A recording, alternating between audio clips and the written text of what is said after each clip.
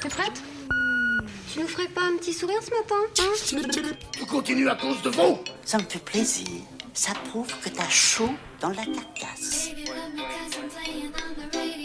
Hey GB. C'est bien la première fois que j'entends ma voix en dehors de moi, dans la radio. Hey GB. Les garçons, Oui, Agnès. j'ai écouté la dernière émission du KGB et j'espère que vous n'avez pas trop pris l'habitude de mon absence. Non, Agnès. David, tu veux bien couper la musique pendant que je parle? Oui, pardon, Agnès. Bon, aujourd'hui, on reçoit Libre Info 74 et Tract pour parler de la presse indépendante et des moyens de s'informer en dehors des médias mainstream. J'espère que vous êtes en forme parce qu'il y a du pain sur la planche. Les prochains mois promettent du hardcore niveau manipulation de l'opinion. Moi, j'ai amené de l'essence. Pas encore, Jacques, pas encore. Moi, j'ai amené du pain. Moi, j'ai une planche et un couteau. Moi, j'ai amené de l'essence. Bon, il manque plus que du feu. Hein. T'inquiète pas pour ça, Mireille.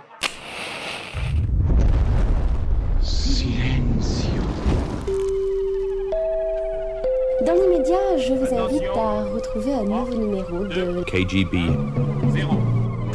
Mesdames, Messieurs, le vol spécial auquel vous assistez est consacré au premier enregistrement à bord d'un avion en vol. La radio a toujours su résister et s'adapter. C'est pas moi. Je vois rien. Mais regarde avec le jet ouvert. J. La radio évolue. B.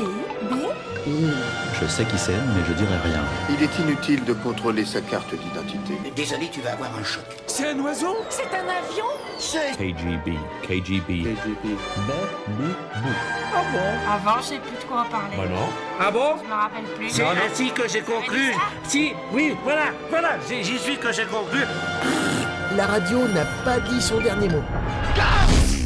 Nous voici donc réunis en direct du ring du bistrot des Tilleuls pour ce formidable 78e opus du KGB, l'émission de radio associative et indépendante du bassin annécien et au-delà. À mes côtés se trouve la chantilly de la chantilly, la griotte sur le cheesecake, la fine flower de ce qui se fait de mieux en matière de combat radiophonique rapproché. Agnès, Greg, Jacques et Mimi Mireille. aka Mireille. Et pour en découdre avec eux ce soir, nos invités. À ma droite, le représentant de Libre Info, 40 années, excusez du peu, de presse alternative indépendante, dont 26 en parution papier. Une présence de chaque instant pour couvrir les grandes causes sans voix. Une technique incroyable pour feinter du global au local, puis du local au global. Un jeu de jambes en accès libre et garanti sans pub pour maintenir une once de contre-pouvoir médiatique que j'ai nommé Gérard Fumex. Salut Gérard. Oui.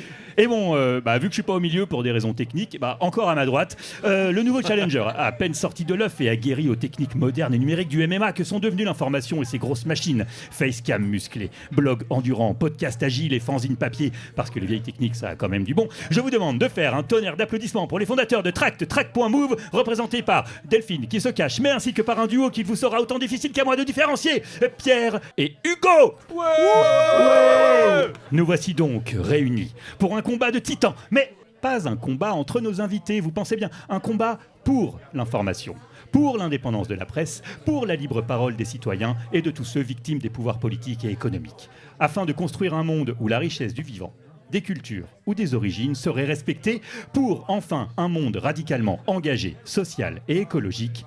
Vous êtes définitivement à l'écoute du KGB. Waouh! Ça, c'était de la présentation. Moi, je l'ai bossé. Je suis en vacances. Enfin, j'étais en vacances. Dynamique. T'as bossé. Moi, j'ai beaucoup moins bossé, mais j'ai quand même quelques questions à vous poser. Questions courtes avec des réponses courtes ou pas, pour qu'on fasse un peu connaissance avec vous. La première question, c'est qu'est-ce que vous vouliez faire quand vous étiez petit ? Moi, le premier métier que je voulais faire, c'était journaliste, justement. Moi, je crois que c'était éboueur. Et toi, Gérard ? Non, j'avais pas du tout d'idée préconçue.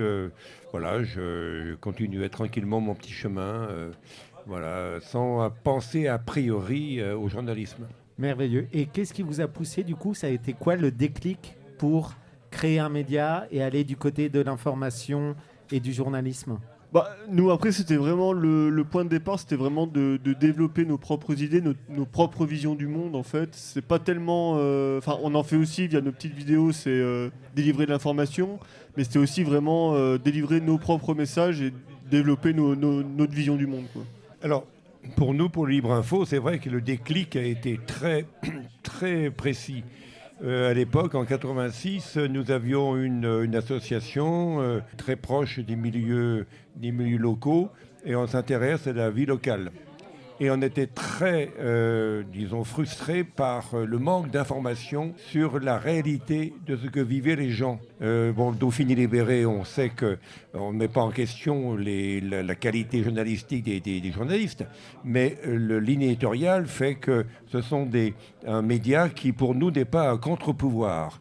Et nous considérons qu'un média doit être un contre-pouvoir, car les pouvoirs ont ce qu'il faut pour imposer leur voix, que ce soit politique, que ce soit syndical et autres. Donc voilà, on a donc voulu créer ce petit média, écrit au départ en 86, de façon à apporter un autre éclairage sur tout ce qu'on pouvait avoir avec les différentes autres associations qui nous semblaient être importantes sur la vie locale.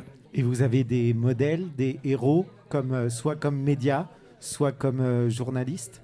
Comme modèle, ouais, en ce moment il y a surtout des médias comme Blast, on va dire, Reporter, enfin ce genre de médias-là qui font un peu les choses différemment avec d'autres moyens, quoi. Mais ouais, c'est plutôt sur ce modèle-là où ils ont un vrai parti pris, on va dire, sur leur ligne éditoriale, qui change, on va dire, aussi des médias plus mainstream, et puis ouais, du coup, même dans la façon d'eux traiter leur sujet, ouais, c'est des vrais modèles. Je rajouterais aussi Frustration Magazine de Nicolas Framont, où eux ils sont vraiment au service aussi d'une idéologie qui développe au-delà de simplement faire de l'information, et ils développent aussi leurs propres idées, quoi. Et si vous aviez à choisir, liberté d'expression ou liberté d'information? Pour nous, c'est les deux, parce qu'au départ, notre association était une association de liberté d'expression. Mais il est évident que la démarche qui va avec, c'est la liberté d'information qui est automatiquement liée. Et je rappelle pour nous, l'importance, c'est une démarche journalistique. Et on tient à ce qu'il y ait vraiment une déontologie par rapport à notre démarche de médias qui fait qu'on n'est ni partisan.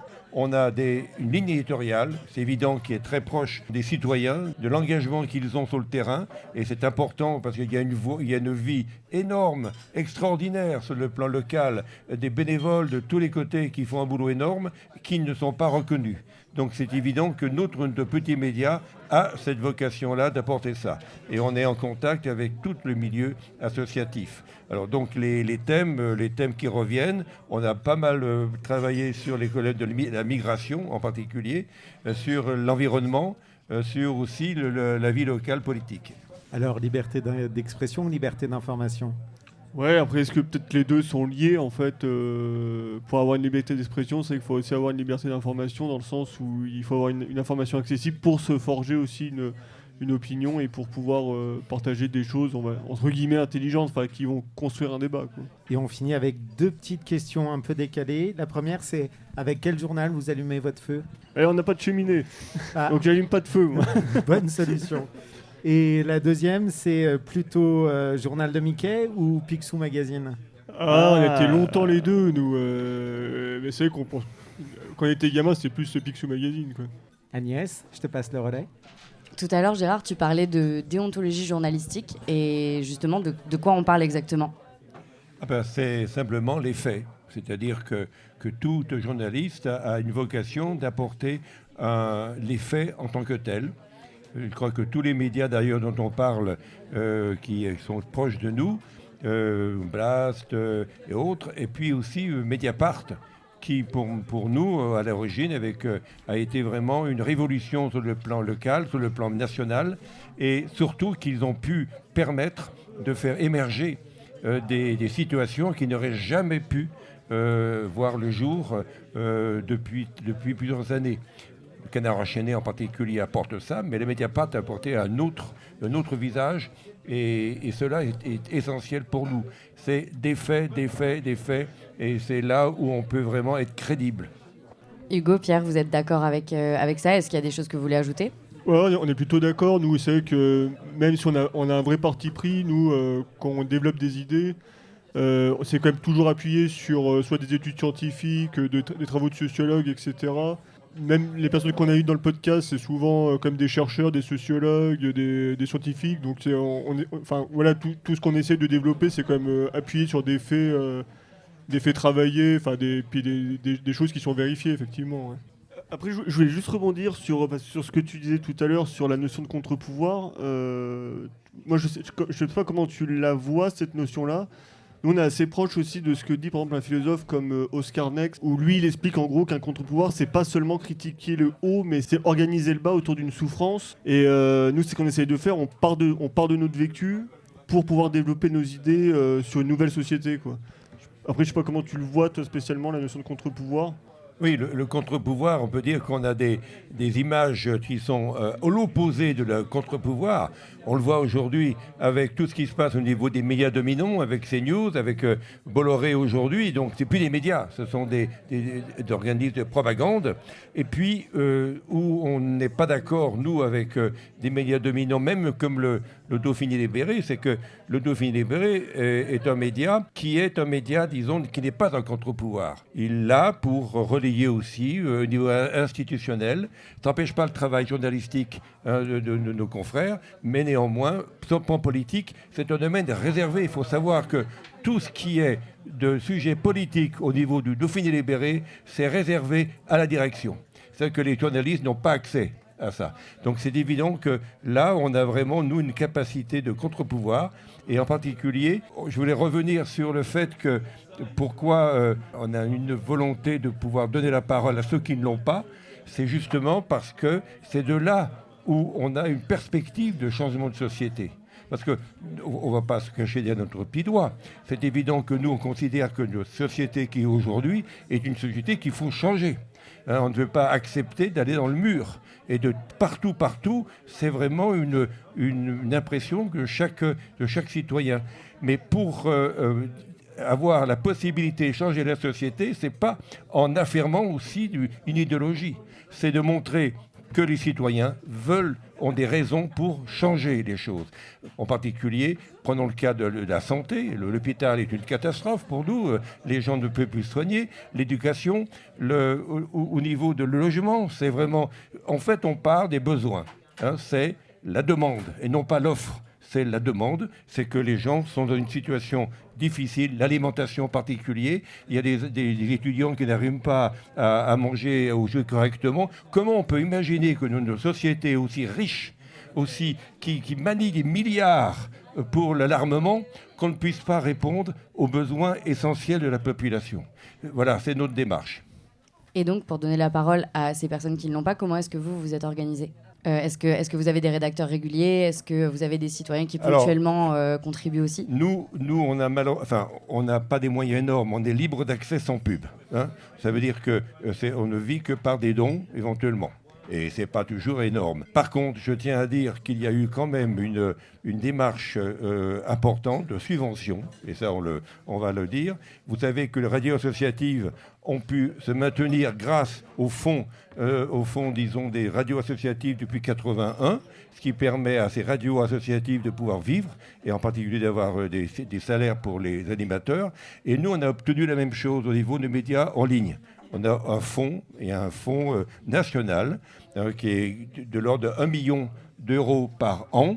Et sur ce fonds national, on fait des demandes de subventions. Et ça nous a permis, nous, de pouvoir payer aussi des pigistes, de pouvoir vivre. Parce que sinon, on n'aurait jamais pu vraiment faire notre travail de journaliste. Mais ça, c'est parce que vous faites une radio pour des gens qui ont peu de moyens. Parce que si vous faisiez une radio pour les riches, ce serait peut-être plus facile. Ça serait plus facile, mais bon, c'est vrai que là, on est dans une situation où on est dépendant. Il y a une volonté quand même d'être indépendant, d'être libre, quoi.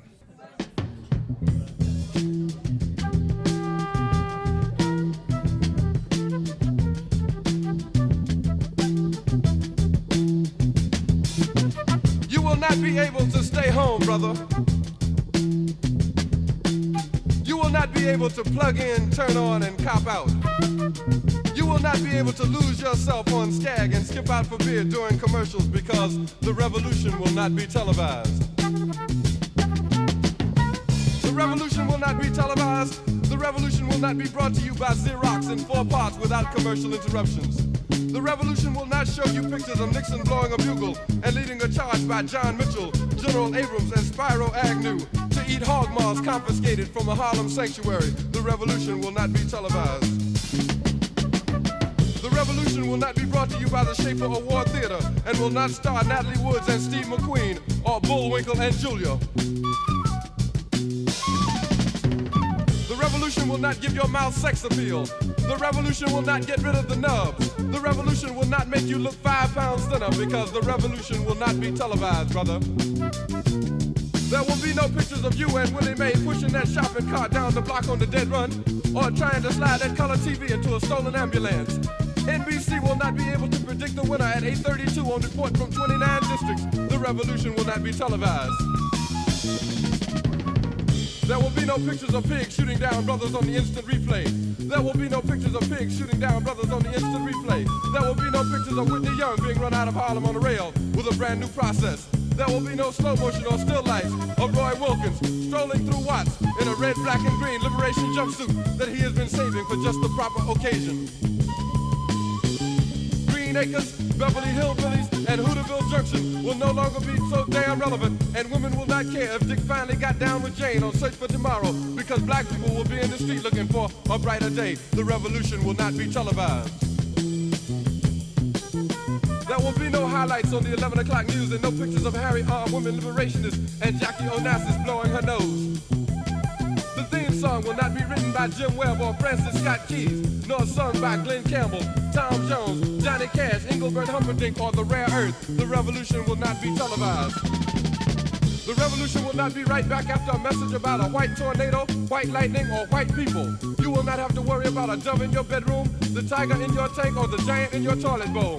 The revolution will not go better with coke. The revolution will not fight germs that may cause bad breath. The revolution will put you in the driver's seat. The revolution will not be televised, will not be televised, will not be televised, will not be televised. The revolution will be no rerun, brothers. The revolution will be live.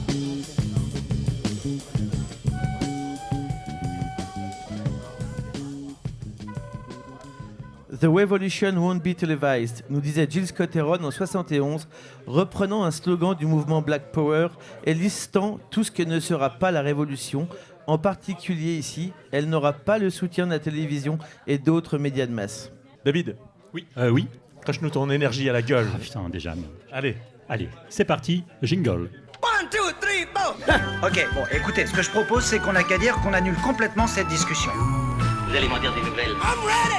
KGB Radio. Pour cette chronique, j'ai décidé d'écrire un essai très humblement et sobrement intitulé « Petite histoire très subjective des médias » ou plus encore « Allégorie médiatique du granit au tweet ». Préambule. De tout temps, l'humain a cherché à transmettre ses connaissances. De la recette de la soupe aux scorpions de Mominova, en passant par les 1001 conseils pour élever son mammouth de compagnie, la transmission a été une des clés de l'évolution. L'oralisation ne garantissant pas une retranscription fidèle, la parole étant par essence volatile et corruptible, et de ce fait non maîtrisable. Il a alors fallu transmettre le discours par des biais, disons, plus convaincants. Sont ainsi arrivés, simultanément, l'écriture, le contrôle du récit, les médias et la propagande. Fini la liberté de s'approprier tel contenu et d'y ajouter quelques épices et un soupçon de liberté.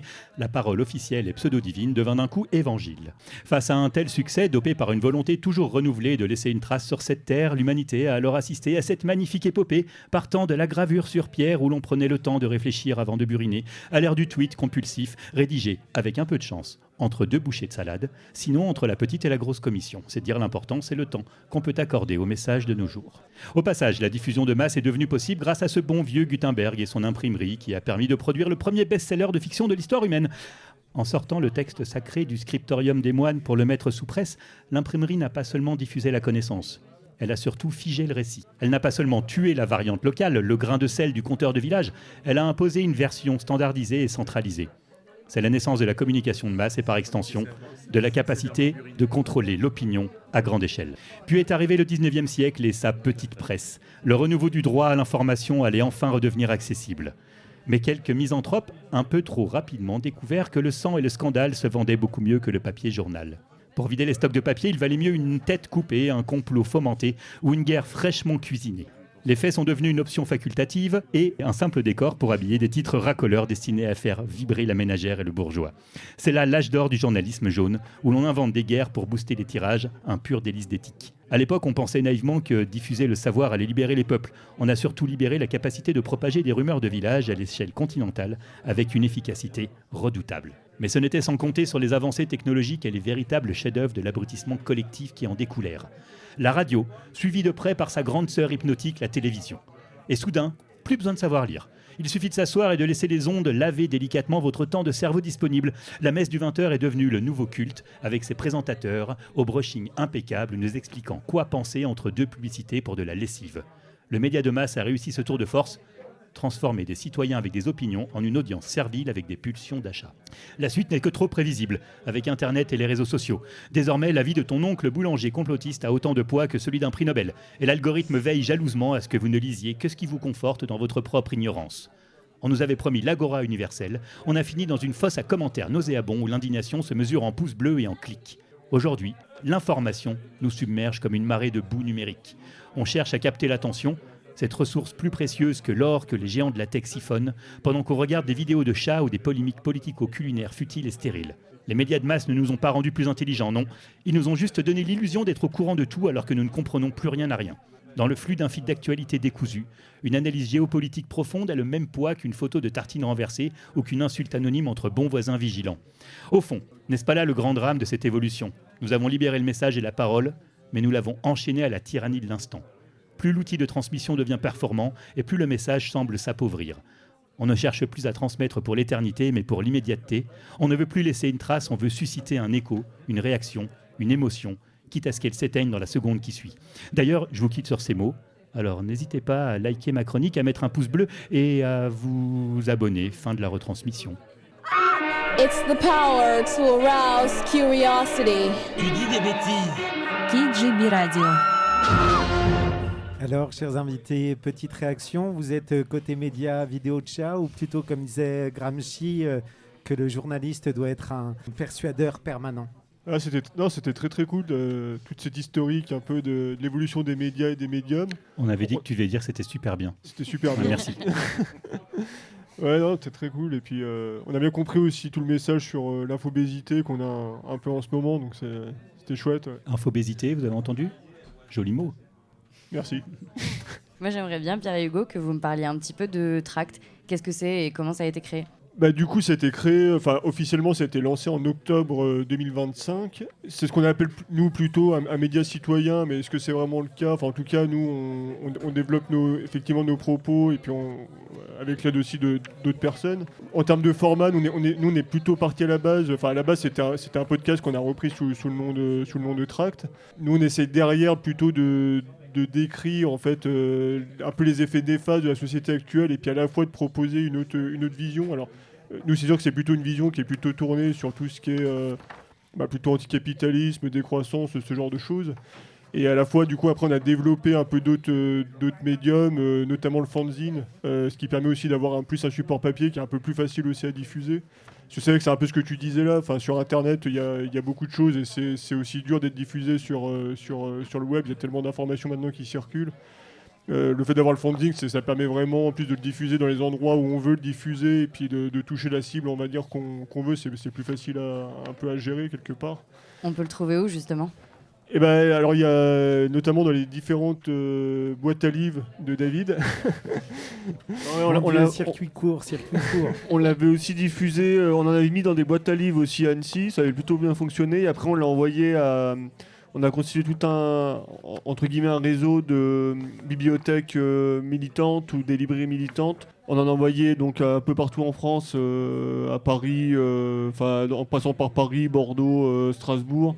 On en a aussi en Suisse, en Belgique et au Canada. Et puis voilà quoi. Après, pour l'instant, le réseau est pas non plus énorme, mais ça permet d'un peu diffuser le truc quoi. Et tout à l'heure, donc tu parlais de podcast. Est-ce que vous faites intervenir des personnes locales ou un peu de partout ? On essaye au niveau local, mais c'est plus compliqué à trouver. Nous, c'est que la majorité des personnes qu'on interroge, c'est plutôt des personnes qui sont à Paris. On essaye des fois à la fois d'avoir soit des artistes ou des personnes qui défendent un vrai propos, et à la fois, comme je le disais tout à l'heure, vraiment des chercheurs, des scientifiques, des sociologues. Là, récemment, alors c'est des petites exclus. On a enregistré notamment avec Élise de Rochechouart et son livre sur les privilèges, et avec Olivier Besancenot il n'y a pas très longtemps non plus. Donc on essaie comme ça de ratisser un peu large, mais quand ça peut être fait localement, on aime bien aussi le faire en physique, mais c'est vrai que la majorité qu'on fait, c'est plutôt des personnes qui sont à Paris, donc c'est plutôt à distance qu'on le fait quoi. Et quelle est la réception des gens que vous sollicitez alors en général ils sont contents de vous avoir Ouais, ils sont plutôt contents. Enfin, ouais, bah, c'est vrai qu'on pourrait se dire, parce que nous, pour l'instant, tu sais qu'on est tout petit, et des fois, on y va un peu au culot. Quand on envoie un message à Olivier Besancenot, à Alice de Rochechouart, on se dit, bon, peut-être qu'ils vont pas nous répondre, quoi. Et en fait, non, ils sont quand même super contents. Nous, ce qu'on essaye aussi de leur montrer, c'est que derrière, on est certes, l'audience est restreinte, mais ce qui leur fait plaisir, c'est qu'ils voient qu'on, par rapport à des plus gros médias, qu'on va vraiment travailler une trame de questions vraiment poussée. C'est ce que nous disait d'ailleurs Alice de Rochechouart. Elle trouvait que on était vraiment allé dans l'analytique sur son bouquin par rapport à d'autres médias plus mainstream où en fait ça va être ils vont enchaîner à la chaîne des auteurs, ça va être un peu toujours les mêmes questions pour essayer de balayer un petit peu large le truc, quoi, mais sans aller en profondeur. Donc ça leur fait plaisir plutôt d'être invités sur le genre de médias comme nous, où on va prendre le temps vraiment de creuser leurs propos, quoi. De pas rester en surface et d'aller vers une information poétique, pour reprendre vos mots que vous empruntez aussi à d'autres, mais c'est quoi cette poétique dont vous parlez beaucoup ? En fait, nous on part nous, ce qu'on veut proposer, c'est, alors entre guillemets, ça s'appellerait une société poétique. Nous, on voudrait vraiment que la société soit organisée d'une telle façon où ce qu'on va appeler notre force de création, notre force de créer, soit orientée vers le poétique et pas vers le prosaïque comme ça actuellement. Alors nous, je vais peut-être pas faire j'ai peut-être pas le temps d'expliquer ce qu'on entend par poésie. Nous, la poésie, on l'entend vraiment comme étant une création qui est issue d'une connivence émotionnelle entre un sujet poétique et un observateur, et qui va permettre de pouvoir bousculer les représentations qu'on a du réel. Donc c'est pas forcément écrire un poème, ça peut être tout un tas d'autres choses. Et on le sort même un peu du champ artistique pur, quoi. C'est vraiment des connexions avec le monde que l'on observe au quotidien, et qui vont aller percuter nos représentations et qui vont nous permettre de remettre en cause ce qu'on voit constamment. Et on trouve que c'est essentiel dans une société dans laquelle on est, où on parle aussi beaucoup d'émerveillement. L'émerveillement, c'est une capacité d'étonnement, et on pense que c'est aussi ça qui nous permet de ne pas nous enfermer dans des standards qu'on ne réfléchit plus. Pour paraphraser le philosophe, je l'ai sur le bout de la langue, Alain Deneau. Où on trouve que c'est un peu ça qui fait défaut en ce moment, c'est qu'en fait on voit bien qu'il y a beaucoup de choses qui vont pas, mais on se rend compte aussi qu'on est beaucoup à pas arriver vraiment à s'étonner, à questionner en fait ce qu'on voit ou ce qu'on peut ressentir, quoi. Et justement, comment est-ce que vous alliez émerveillement et dénonciation ? Comment est-ce qu'on parle de l'actu sans se la prendre dans la tronche aussi On se la prend dans la tronche, mais justement, je trouve que ça nous donne la force, justement, en analysant, en mettant en perspective ce qu'on voit, et avec des travaux justement de personnes qui bossent là-dessus, de donner en fait quand même cet espoir de se dire mais en fait il y a quand même d'autres directions qui sont possibles. Et moi je trouve que c'est quand même vachement intéressant d'arriver à quand même bien analyser ce qu'on vit actuellement, justement pour projeter quand même un autre. Alors c'est peut-être des fois un peu utopique, mais en tout cas un autre imaginaire qui est possible, quoi. Mais après aussi, cet émerveillement, nous on le voit aussi comme puissance révolutionnaire. Quand je dis puissance, c'est donc en puissance, donc c'est pas encore, ça peut devenir une force révolutionnaire qui peut nous permettre justement de tout casser, quoi. Est-ce que cette poétique, c'est une façon de saboter le prêt-à-penser et de rejoindre cette idée de contre-pouvoir dont tu parlais, Gérard, au départ ? En tout cas, moi, je suis très, très heureux d'entendre justement le mot poésie, car c'est l'essentiel, disons, de notre démarche aussi, dans le sens qu'on est de l'information, mais quand on voit sur le plan local, il y a aussi des mouvements poétiques. Et l'expression, la poésie est une expression qui peut vraiment transcender l'ensemble même de nos informations, car ça porte vraiment un imaginaire, et cela, c'est pour nous essentiel de le développer. Et ça n'est pas contradictoire, au contraire, avec notre information. Et pour revenir sur, disons, l'origine, bien sûr, de notre média, en 86, j'expliquais que c'était par rapport à... On était frustrés d'un manque d'informations réelles de la part de Local, donc on a dit, on va créer notre canard, on va créer notre canard papier, tout doucement, et ce canard papier, il a quand même duré jusqu'en 2010. de 86 à 2010. Et nous avons fait après un bimestriel vendu en kiosque. C'est-à-dire qu'on n'en revient pas d'avoir pu, avec vraiment une toute petite équipe, une volonté, une passion, de pouvoir réellement réaliser cela. Le seul regret, c'est qu'on imaginait pour nous que de la part des associations, qu'il y avait un relais qui va être pris. On attendait les informations. D'ailleurs, allez-y, le journal, à l'époque, c'est votre canard. C'est-à-dire que vous apportez les informations, mais on est quand même confronté aussi à une réalité du manque de militantisme. C'est-à-dire que les associations sont portées par des quelques militants et que malheureusement, eux sont déjà pris dans leur démarche, que ce soit sur le plan de l'immigration et autres, et n'ont pas toujours la pensée de pouvoir apporter des informations au niveau de notre média. Et c'est vrai que notre média, actuellement, on peut quand même dire que c'est une niche, mais c'est une niche avec 400 disons, vues par jour. Mais c'est vrai que dans un milieu très identifié, ce qu'on souhaite, c'est pour, bien sûr, disons, développer au maximum, aller vers le plus grand public. C'est une niche dans laquelle il faudrait mettre un chien méchant. Tu parlais d'information. Question pour quelqu'un qui n'est pas du tout journaliste, comment on vérifie une info ? Comment on vérifie l'info ? Eh bien, pendant le cas précis, sur le plan local, nous on rencontre, pendant ce qui s'est passé avec les Roms en particulier, on a pu se rendre compte sur place, la vérification de l'information, elle existe par rapport au fait que nous, on la constate sur le terrain. C'est-à-dire qu'on rencontre les gens, on voit les gens dans une détresse, on voit des familles à l'époque de Rome avec leurs gamins dormir dans des bagnoles.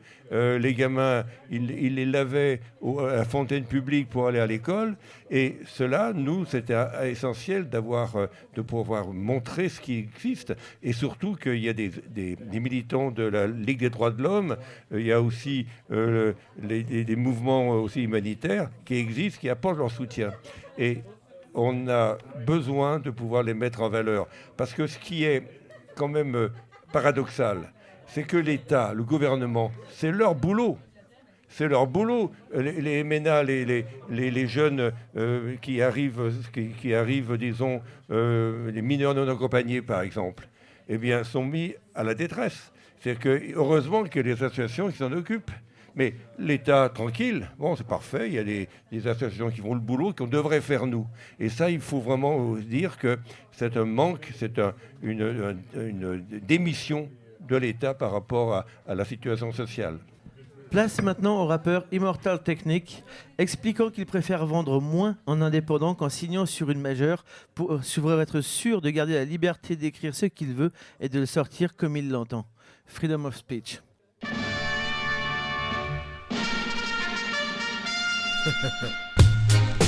Freedom of speech, motherfucker. Okay. Something for the kids.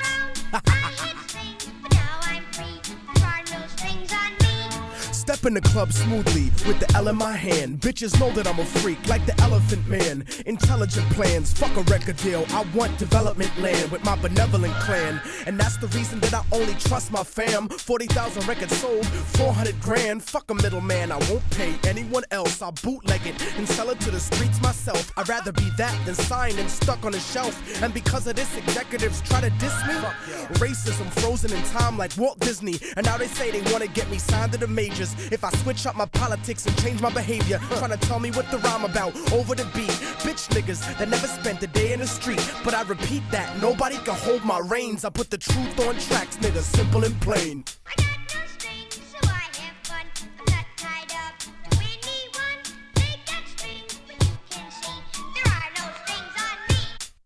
I guess to America, I'm a disaster. A slave that was destined to own his masters. Independent in every single sense of the word. I say what I want, you fucking little sensitive herb. This is America. I thought we had freedom of speech, but now you wanna try to control the way that I speak. And O'Reilly, you think you a patriot? Yeah, right. You ain't nothing but a motherfucking racist bitch. Full of hatred, pressing the button, trying to eject me. But I don't got no motherfucking deal with Pepsi. No corporate sponsor telling me what to do.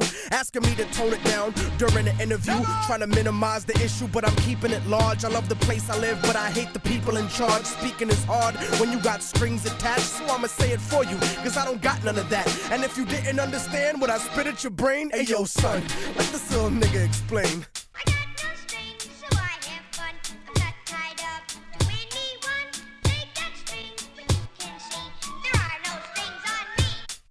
Come on, son, y'all niggas know the way that I do. ImmortalTechnique.com live for you. And I know sometimes it be making you nervous, the way I smash puppet rappers that belong in a circus. You motherfuckers just can't compare. Looking for a fan base that's no longer there. I know that you're scared and you're hiding up in the cut, but this is freedom of speech, nigga. Tell them what's up. Word, nigga. Fuck John Ashcroft. Nigga, fuck Fox News. Fuck those snake-ass bitches trying to manipulate your opinion, telling you what to think. Word the fuck up, nigga. Like we invaded niggas cause we wanna free them. You racist motherfucker. You don't give a shit about those people. You can suck my dick. Relax, Tech, relax. Another rum and coke at the bar, nigga. It's my day off. Word up. Fuck. For the kids. For the kids.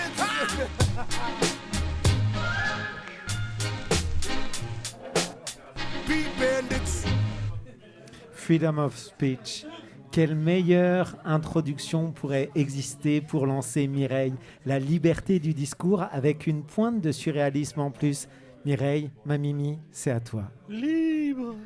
1, 2, 3, 4. Je pense là depuis des années. Et encore sans compter les jours fériés. Ça va, ça bosse dur?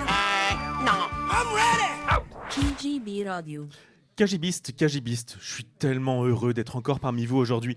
Et vous ne me croirez peut-être pas, mais le fait de vous savoir là m'apaise. Et c'est bien là un paradoxe parce que vu les sujets qu'on devait traiter aujourd'hui, tout était là pour faire péter la jauge à miquette. Moi, je suis pas du genre stressé. On pourrait presque dire débonnaire, comme Sandrine. Mais ça, c'est parce que j'y travaille du matin au soir. Et tout ça, sans m'aider de la chimie. Aucun anxiolytique dans le corps que j'ose exposer devant vous aujourd'hui. Non, le secret de ma détente, c'est le slalom. Laissez-moi vous expliquer une journée type.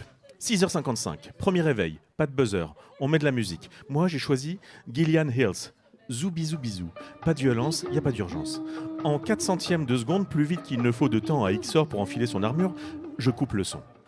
7h15, second réveil. Alors là, j'ai mis le début de Time de Pink Floyd parce que bon, faut pas déconner, à un moment donné, faut y aller. Mais ça va, c'est du réveil vintage, ça a le son de la nostalgie. On est rarement surpris par l'incertitude du passé. En revanche, le futur, mystères et angoisses. Et le présent, c'est encore plus soudain, parce que c'est là, maintenant, pile au moment où je vous parle. Et c'est là qu'il faut être vigilant. Le beginner, il fait quoi ? Il fait quoi le beginner ? Bingo ! Il prend son smartphone et bim, Israël vient de raser le Liban. Ou Macron veut rajouter des heures de sport au lycée et enlever les maths. Et rebim, le cerveau en mode de panique. Et ça, c'est pas nécessaire. En tout cas, pas avant le premier café. En plus, moi, j'en bois plus de café. Autant j'adore David Lynch, autant il est mort. Donc, ni clope, ni café. À la place, je me prépare une alternative aux champignons adaptogènes. Ça a le même goût, la douleur en moins. Faudrait pas se choper un ulcère en prime. Aux toilettes, même combat. Vigilance pour éviter les news furtives et agressives. Le papier toilette est encore vierge de toute information. Tout va bien. Pour s'habiller, le dernier album de Flea ou le dernier titre de Minuit 6, Song of Waves, c'est parfait, toujours en paix. Et là aussi, faut faire gaffe. En anglais, pour celles et ceux qui parlent la langue de Tom Waits, ou en français, ou dans toutes les langues en fait, il y a des artistes qui peuvent vous foutre le cafard. C'est horrible. Il n'y a rien de pire que de tomber sur la mort des loups de Léo Ferré quand on n'a rien demandé à la vie. En même temps, celle-là, on l'entend pas trop sur Nostalgie. En voiture, dans la rue, dans les transports en commun, attention aux infos imposées par les badauds. Certains lisent encore la presse papier, c'est fou. Et d'autres écoutent la radio sans casque. Et là encore, on ne sait pas d'où viennent ces informations non contrôlées, non sourcées. Alors, hop, hop, esquive, roulé-boulé, glissade et boulot. Là, c'est plus safe, enfin. Un encart sur un coin d'écran te fera vite te sentir trop gros, trop vieux, trop moche, trop nul. Alors, méfiance. On peut éventuellement se mettre un podcast, KGB par exemple, ou alors un truc léger, une interview de musicien ou un stand-upper, à vos risques et périls, hein. Certains sont retors. Et là, le coup de fil. Le collègue, non, pire, la maman. Allô, oui ? Toujours dire oui, c'est positif. Oui, je sais, j'ai pas appelé depuis longtemps. Dis, t'as entendu Trump à la télé ?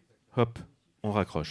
Ouf, c'est pas passé loin. J'aurais pu apprendre des choses sur la gestion asylo-tractée de ce grand méchant de mauvais comique ricain. Mais que fait Superman ? Et tout ça à travers le filtre méga flip de la daronne. Non merci, pas besoin de ça. Et voilà, ça continue, fin de job, transport en commun, distraction gentille sur une plateforme quelconque, une douche, pas de bain, manger bien, bio, en pleine conscience. Même ça pourrait m'angoisser. Une case de plus cochée sur le calendrier. Non, toujours pas toi, Greg. Je ne sais pas ce qui s'est passé dans le monde, ce monde auquel j'appartiens. J'ai encore réussi à faire l'autruche. Je crois que je suis heureux, comme un fantôme. Mais je ne sais rien. Et je crois que ça commence à me stresser que d'autres puissent penser ou agir à ma place. Peut-être qu'il est temps de prendre la pilule rouge et de se réveiller. Oh mon Dieu! Oups! Ah ben bravo, hein? Très pas. Vous êtes toujours à l'écoute de KGB, l'émission en direct du Bistrot des Tilleuls où l'on invite, Tract.move et Libre Info. Mireille, merci pour ta chronique qui essaye de faire l'autruche. Alors, je sais pas si c'est un modèle. Hein. Je sais pas. Chers invités, j'ai 2 questions à vous poser. La première question, ça serait c'est quoi votre playlist idéale? Vous avez le droit à un morceau chacun. Et puis la deuxième question, c'est est-ce que c'est la bonne solution de faire l'autruche? Mais revenons déjà à la musique. C'est quoi votre playlist? Nous, c'est très axé hardcore, metalcore. Quoi. Très bien. C'est très calme, à l'image du monde. Ouais. Justement, tu as évoqué Léo Ferré, mais c'est évident que ça reste quand même pour moi disons une expression artistique énorme, comme les Jean Ferrat. C'est peut-être parce que je montre un peu une certaine ancienneté, c'est vrai. Mais c'est important de revenir là-dessus, écouter Léo Ferré, écouter Jean Ferrat. Je pense que c'est aussi, par rapport aux jeunes générations, ça peut leur apporter pas mal de choses. Et puis, je voulais simplement reprendre rapidement 3 choses. La première, c'est le papier. Et nous, on avait du papier, mais on est nostalgique du papier. C'est-à-dire que quand on a du média papier, on peut dire que là, on ouvre son papier, on ouvre son canard, on lit, on le repose, le lendemain on regarde, on essaye de comprendre les choses, et on a été contraint, entre guillemets, de passer à l'Internet avec Libre Info. Mais d'un côté, c'est intéressant parce qu'on a de l'actualité directe, mais c'est vraiment de l'instantané, sans arrêt, ça coule, et on a moins cette capacité de pouvoir voir le média. Je voudrais deux appels, j'ai deux propositions à faire. La première, c'est d'abord remercier KGB d'avoir fait ce débat, franchement, parce que ça nous met déjà en relation avec d'autres médias. Et ce que je souhaite, c'est que tous nos médias locaux puissent travailler ensemble, pouvoir avoir des relations, des liens et échanger les informations. Et dernière chose, il y a aujourd'hui d'ailleurs présent un projet d'un bar associatif au Hara. Et ce bar associatif, nous avons prévu de créer un pôle média. Donc on invite tous les médias locaux alternatifs de participer à ce pôle média qui serait un point d'ancrage au niveau même de l'ensemble de la population. Existons ensemble. Tout à l'heure, on parlait de comment vérifier une info au niveau local, mais du coup, justement, comment on fait pour vérifier une info quand on n'est pas sur place? Est-ce que, par exemple, Tract, vous collaborez avec d'autres journaux? Comment ça se passe? Ouais, alors effectivement, de toute façon, ça passe par du recoupage en fait d'informations, quoi. Il faut vraiment vérifier les sources, etc. Nous, quand on écrit, notamment toi, dans le fanzine, on fait aussi appel, on fait vérifier aussi les articles par des chercheurs, par exemple, en université. Tu avais écrit par exemple sur Audrey Lorde, on avait fait intervenir Sandrine Montin qui travaille à l'université Côte d'Azur. Et pour qu'elle vérifie le texte, pour qu'elle nous donne son point de vue, donc c'est important. Et c'est vrai que cette vérification de l'information, elle est importante, je trouve, aussi pour nous tous, parce que je voulais le raccrocher à des travaux, notamment d'Antoine Buret, qui est un sociologue français, qui a travaillé, lui, sur l'incidence, sur la baisse des tiers-lieux, comme on est ici, où justement le but de ces tiers-lieux, c'était pour les personnes de pouvoir en fait échanger sur les informations qu'elles avaient, d'apprendre à pas être d'accord, de les confronter. Et avec la baisse drastique des tiers-lieux, ça devient plus compliqué de le faire, et notamment justement, ce que tu dis aussi dans la chronique, en fait, avec cet afflux d'informations qui est constant, quoi. C'est dur de faire le tri aujourd'hui. Et du coup, c'est important effectivement qu'il y a encore des médias, en tout cas, qui essayent de le faire correctement pour délivrer une information qui soit juste, quoi. Et dans cette idée de tri, est-ce qu'on peut encore parler, et est-ce que ça existe, une information neutre? Est-ce que la neutralité d'un média, ça peut exister, ou alors que c'est que du bullshit pour pouvoir nous vendre une jolie propagande, cette idée de neutralité? La neutralité, elle est compliquée parce que les journalistes, en fait, ils ont forcément des biais de par leur éducation, leur milieu social, leur milieu, quoi. Donc on sait qu'il y en a qui vont peut-être essayer de le faire, peut-être, je pense, aux médias du service public, par exemple, peut-être qu'ils vont eux essayer de le faire d'une façon plus neutre, quoique, en fait, il y a toujours aussi des formes de pression qui peuvent intervenir. Donc c'est vrai que la neutralité, elle est compliquée à obtenir. Donc je pense que c'est pour ça aussi que c'est bien d'avoir vraiment la ligne éditoriale qui soit claire de chaque média et que chacun, en fait, après, normalement le but, ça serait aussi que chacun puisse un peu aller voir ce qui se passe en fait sur des différents côtés, quoi. Et justement, comment est-ce qu'on concilie liberté d'expression et ligne éditoriale ? Bonne question. Gérard, t'en penses quoi ? J'en pense que j'en profite pour apporter une information qui est d'ailleurs essentielle, que j'aurais dû donner beaucoup plus tôt, c'est que notre média a un combat contre l'extrême droite. Et pourquoi on considère que notre média doit s'engager ? Parce qu'on sait très bien, dans toute dictature et autres, les premiers victimes sont les médias et les journalistes. Donc on devrait pouvoir, même tous les médias, disons, dire non à la montée de l'extrême droite. Et quand on voit aujourd'hui la crainte que cette extrême droite qui est déjà implantée en Europe et qui risque d'arriver dans notre pays, je crois que c'est un combat qu'on doit mener en tant que citoyen. Et en plus, on l'a mené avec, disons, une période où on a fait un article à l'époque, en 92, en disant le Front National se présentait, on mettait « Savoyard, faites pas les cons ». Et puis il s'est trouvé que le Front National nous a porté plainte contre nous. Il y a eu un procès contre à l'époque le Front National, procès qu'on a gagné, et surtout, c'était important pour nous, c'est qu'on avait fait le lien entre l'extrême droite et le régime de Pétain. Et aujourd'hui, quand la justice a reconnu cela, l'information est passée au niveau national. C'est que quand le jugement a été donné, sur France Inter, Yvan Levaille a fait une chronique, sur Libération, Le Monde et autres, c'était repris, alors qu'on est un tout petit média local, parce que c'était essentiel de montrer que les liens entre disons, la période du pétainisme et le Front National. Voilà. Est-ce que tu penses qu'il faudrait, comme en Belgique, opérer une sorte de cordon sanitaire où eux, c'est carrément ancré qu'ils ne donnent pas la parole aux extrémismes et particulièrement à l'extrême droite ? Aujourd'hui, on a un combat à mener. Je pense que la liberté d'expression existe, mais c'est un fait.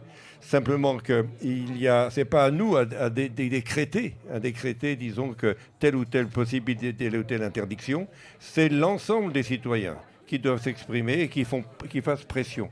Malheureusement, aujourd'hui, par le biais des partis politiques et de la droite qui court derrière l'extrême droite, on a une situation, disons, très néfaste, et on doit pouvoir réagir par rapport à ça. Et en plus, la droite et l'extrême droite sont déjà extrêmement représentés dans la presse, donc il y a aussi une volonté de contrebalancer, de prendre aussi la place.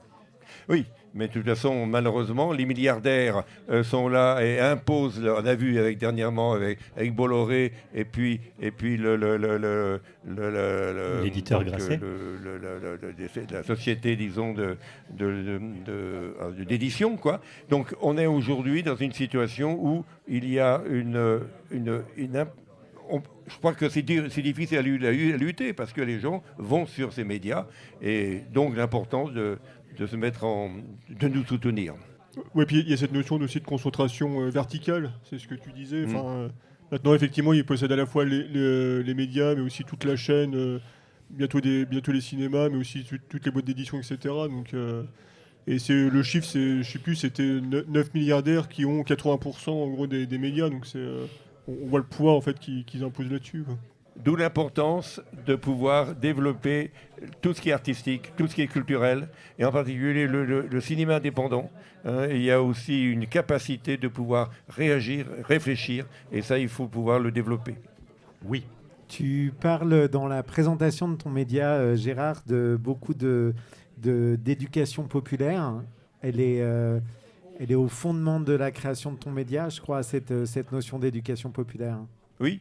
Tout simplement parce que grâce à l'éducation populaire, le but c'est de l'émancipation et en particulier des jeunes. Et je voudrais, disons, rappeler qu'il y a eu dernièrement je ne sais pas si vous êtes au courant, il y a un terrain de l'aventure qui existe par le Cri de l'œuf.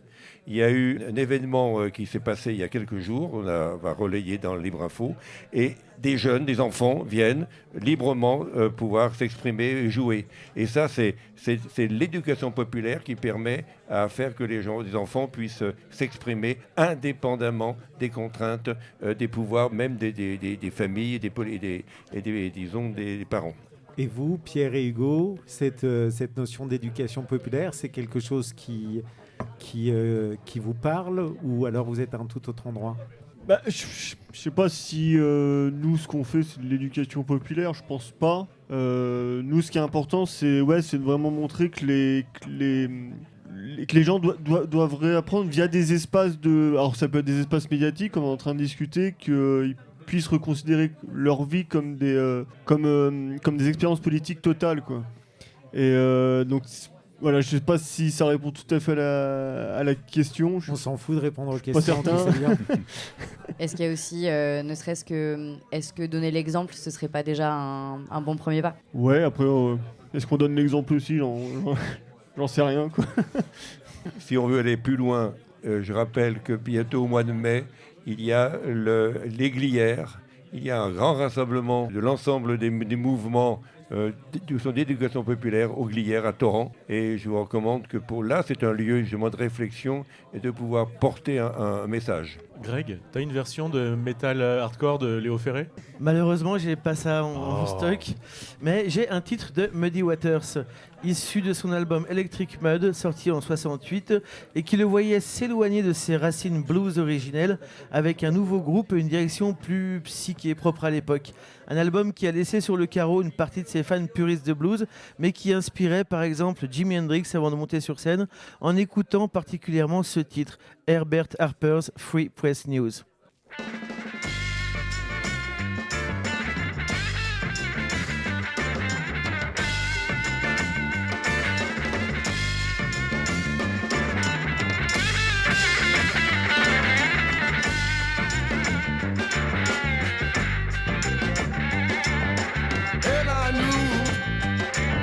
The war going on, trouble in the east, and the weapon trial on. Some folk talk peace, but it won't last. The world is turning much too fast. Son got mad, shot Papa down. New troublemaker just coming town. And where you gonna hide? Where you gonna run? Where you gonna hide?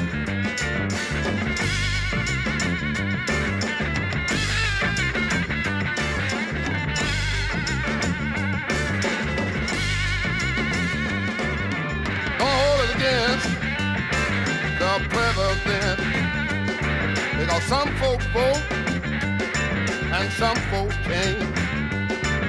The hippies sing a flower song while drag card running is going on. More you hope for integration in this segregated nation. Where you gonna run? Where you gonna hide? Where you gonna run to? Tell me where you gonna hide.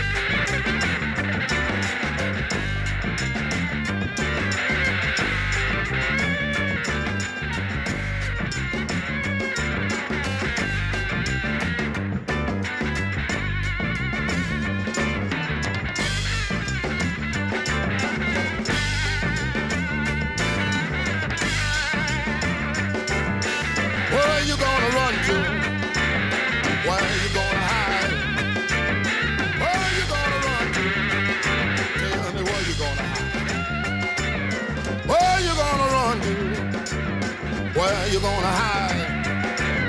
Where you gonna run to? Tell me where you gonna hide?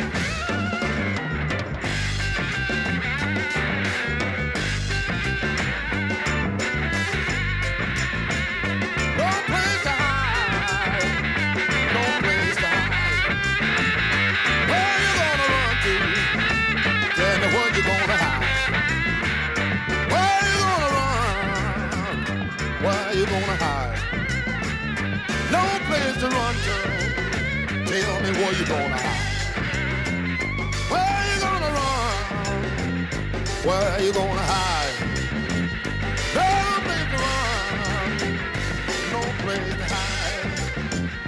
Hey, no place to hide. Hey, no place to run. Greg, mon ami Greg, cette programmation musicale, j'ai l'impression que tu m'as fait du sur-mesure pour moi. Je suis aux anges. Puis je repensais à ce qu'on disait tout à l'heure sur la neutralité et je pense à cette phrase de Desmond Tutu que dans une situation d'oppression, être neutre, c'est être du côté du bourreau. Bref, je vais redonner la parole à nos invités pour une dernière fois, pour s'ils ont un truc à annoncer, une info à nous donner, parce que c'est finalement votre boulot. Pierre, Hugo, est-ce que vous avez des choses à nous dire encore ? Si déjà vous voulez nous suivre sur Instagram, c'est taper Tract dans la barre de recherche avec un K. Voilà, il y a le lien vers le site internet et puis vers différents contenus, les podcasts, les vidéos. Vous pouvez aussi nous envoyer un message privé pour avoir un fanzine. Suivez-nous, parce qu'on est en train de travailler. Alors, je ne sais pas du tout quand ça va sortir. On est en train de travailler sur un atelier fanzine pour pouvoir créer son propre espace d'expression. Je vois, tu nous demandais tout à l'heure, j'ai pas trop su répondre, mais sur donner l'exemple. En fait, c'est aussi pour montrer cet atelier que même si on n'a pas forcément une grosse audience, c'est important de créer son propre espace d'expression. C'est ce qui va permettre de pouvoir aller brouiller ce qu'appelait Jacques Rancière le partage du sensible, et donc créer du dissensus et donc de la politique, quoi. Gérard ? Oui, et en particulier, ce que je propose, moi, à Tract, c'est que les informations que vous donnez directement, nous, on est prêts à les relayer, à apporter des éléments qui sont peut-être encore plus importants. N'hésitez pas, bien sûr, d'aller sur Libre Info. Il suffit de taper Libre Info 74 sur n'importe quel moteur de recherche le plus libre possible. Et cela, vous avez accès à la page principale. Alors là, je vous recommande essentiellement, bien sûr, de pouvoir participer financièrement à notre média, puisqu'on est libre d'accès sans pub, mais on a besoin de dons. Et surtout, la deuxième chose plus importante, c'est que devenez correspondant de Libre Info. C'est-à-dire qu'il suffit de dire, voilà, moi j'ai des informations, j'ai établi un lien direct avec nous, et vous participez pour donner des informations directement. On peut vous même initier à pouvoir écrire dans Libre Info. Donc voilà, donc c'est un appel à tout le monde. Mireille. Et voilà, il est temps de clore ce nouveau chapitre de KGB sur et en compagnie de la presse indépendante, représenté aujourd'hui par Gérard pour Libre Info 74 et Hugo, Pierre et Delphine pour Tract avec un K, que je remercie ici chaleureusement. Merci d'être venu partager avec nous cette soif de liberté et de transmission de l'information qui va nous permettre d'appréhender le monde avec de meilleurs outils de compréhension et d'analyse, et de pouvoir accessoirement donner des petits coups dans les tibias de la propagande assénée dans les éditoriaux de papier glacé de Vincent Bolloré ou Bernard Arnault. Pour notre part, je remercie nos radios partenaires, Radio Semnose, Radio Alto, Radio Elébor, Radio Clandé et Radio Spoutnik qui nous laissent dire tout ce qu'on veut sans avis ni censure. Merci aux auditeuristes partout dans le monde car on nous écoute jusqu'au Japon. Alors certes, c'est 0,6% de notre audimat, mais quand même. Merci aux typistes, chaque mois plus nombreux. Et ce mois-ci, c'est Léa qui a rejoint les rangs en contribuant à notre liberté de penser et de diffuser tout ça. Merci à elle et surtout, faites comme elle. Sur le Tipeee du KGB. Merci à mes camarades KGBistes, Agnès, Jacques, Greg, David. Et nous, on se retrouve dans un mois avec une nouvelle émission au 39e festival du premier roman de Chambéry. Et ça va être super. D'ici là, restez libres. Bisous. Bisous. Bisous. C'est parti. Alors pour faire de la radio, on utilise des ondes électromagnétiques. J'aime bien la radio. Mais tout de suite, je laisse la parole à Didier pour une petite précision. Allez, tout le monde, tout va bien, vous pouvez sortir. Reprenons la fiesta. Qu'est-ce que tu proposes? Je vais mettre la radio. KGB Radio. KGB Radio. KGB Radio. KGB Radio. KGB Radio. KGB Radio.